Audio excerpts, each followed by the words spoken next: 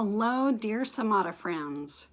So I'm introducing myself. I'm Beth Cordell, and I've been asked to be the Vice President of our Delta chapter for this year, which is really interesting because we have yet to meet. And I met some of you at a couple of our meetings, but I just wanted to say hello again, and Beth Cordell. Luana and Sharon and I have talked about how to reach out and meet and be with each other. We're very concerned and want to make sure that everyone stays safe during this pandemic that we are currently experiencing.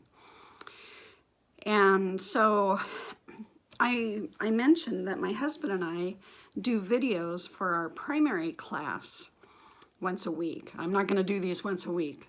I'm only going to do them once a month. But I thought maybe it would be a good way or a nice way for us to connect just a little differently.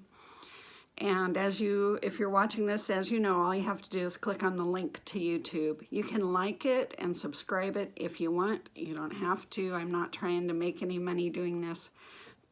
Just having a place where we can put a video of the information. So, as you remember, this year we are studying the island nations around the world. And SIMADA has a couple of things that I wanted to go over real quick, and that is the symbol.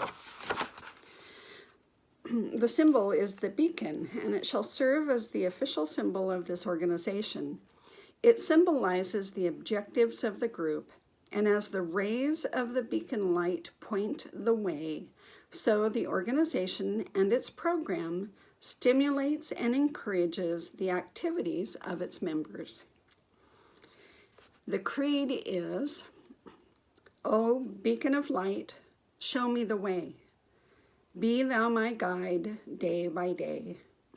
Fill my heart with desire sincere for knowledge and wisdom, faith and cheer. May your rays guide my strength. May your rays give me strength to learn and live. Grant me understanding, help me to give." So that is a little bit more about SIMADA and our beacon. And this month's topic was provided by Sharon. Thank you so much, Sharon. And it is about the island nation of St. Vincent and the Grenadines. So I thought it would be nice to do just a little interactive here. And last time I did this, I almost dropped the iPad, so I'll try to get this right. So this is Gilbert, Arizona. That's where I live. I know most of you live in Mesa, but anyway. And then Google Earth. You come up here to the search bar, and I'm going to view St. Vincent and the Grenadines, and it will pull out and you'll see the United States, and then it'll come over there and it shows you St. Vincent and the Grenadines. It is also frequently known as St. Vincent. It's English-speaking Caribbean country of several islands. It has northern two-thirds of the Grenadine consists of the main island of St. Vincent and the chain of 32 smaller islands. Some of the Grenadines are inhabited while others are not. Most of St. Vincent and the Grenadines lies within Hurricane Alley. Yikes. I can't even imagine what they're doing this year. This has been a bad year. It is a densely populated area for its size. Kingstown is the capital and main port. So it is thought that Christopher Columbus sighted the island in 1498, giving it its name, St. Vincent. The indigenous people of Garifuna became known as the Black Caribs. They aggressively prevented European settlement on St. Vincent, which was probably good for them because it probably preserved their lives and their way of life. Various attempts at colonization were made by England, Dutch, and French, and The first one was on taking control of the island in 1763. The British laid the foundation of Fort Charlotte, which is still on the island of St. Vincent. And then 1772, they fought until British regained control. So there are some interesting facts, and I'm going to go to my camera real quick here. I made some screenshots of some different things. So it is volcanic, very heavily forested, and includes little level ground, not very much level ground. It has a windward side of the island, which is pretty windy, and then a leeward, which means it's not as windy. And the leeward side is more sandy beaches and bays. And I just would love to go there. That just looks so nice.